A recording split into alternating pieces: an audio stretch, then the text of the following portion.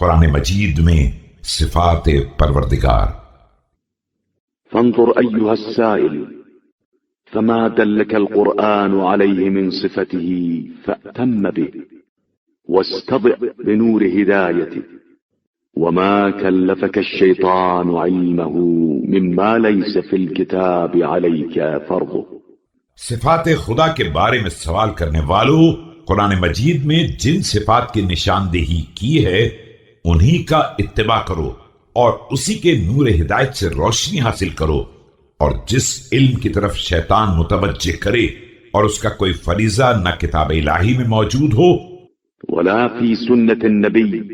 صلى الله عليه وآله وأئمة الهدى أثره فكل علمه إلى الله سبحانه فإن ذلك منتهى حق الله عليك۔ اور نہ سنت پیغمبر اور ارشادات ائمہ خدا میں، تو اس کا علم پروردگار کے حوالے کر دو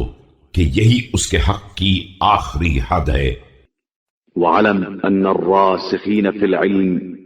هم الذين أغناهم عن اقتحام السدد المضروبة دون الغيوب الإقرار بجملة ما جهلوا تفسيره من الغيب المحجوب۔ اور یہ یاد رکھو کہ راسخون فی العلم وہی افراد ہیں جنہیں غیب الہی کے سامنے پڑے ہوئے پردوں کے اندر دھرانہ داخل ہونے سے اس امر نے بے نیاز بنا دیا ہے کہ وہ اس پوشیدہ غیب کا اجمالی اقرار رکھتے ہیں۔ فمدح الله اعترافهم بالعجز عن تناول ما لم يحيطوا به علما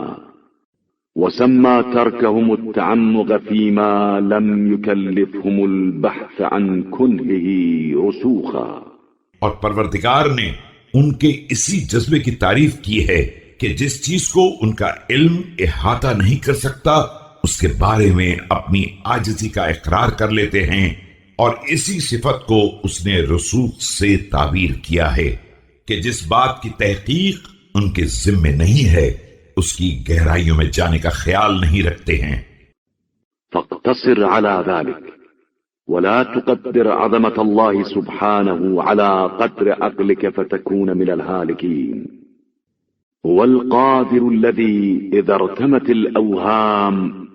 لتدرك منقطع قدرته وحاول الفكر۔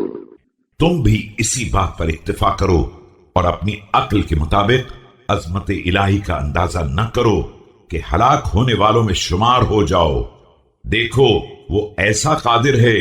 کہ جب فکریں اس کی قدرت کی انتہا معلوم کرنے کے لیے آگے بڑھتی ہیں، المبرأ من خطرات الوساوس أن يقع عليه في عميقات غيوب ملكوته وتولهت القلوب إليه لتجري في كيفية صفاته۔ اور ہر طرح سے وسوسے سے پاکیزہ خیال اس کی سلطنت کے پوشیدہ اسرار کو اپنی زد میں لانا چاہتا ہے، اور دل والہانہ طور پر اس کی صفات کی کیفیت معلوم کرنے کی طرف متوجہ ہوتے ہیں۔ وغمضت مداخل العقول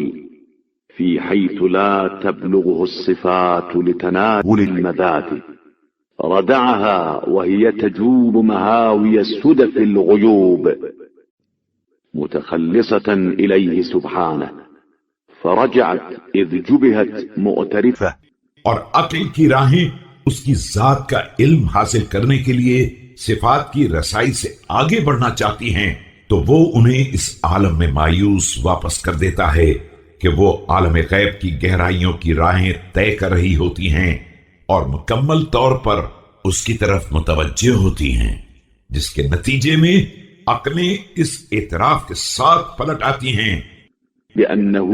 لا ينال بجور الاعتساف كنه معرفته ولا تخطر ببال أولي الرويات خاطرة من تقدير جلال عزته الذي ابتدع الخلق على غير مثال امتثله۔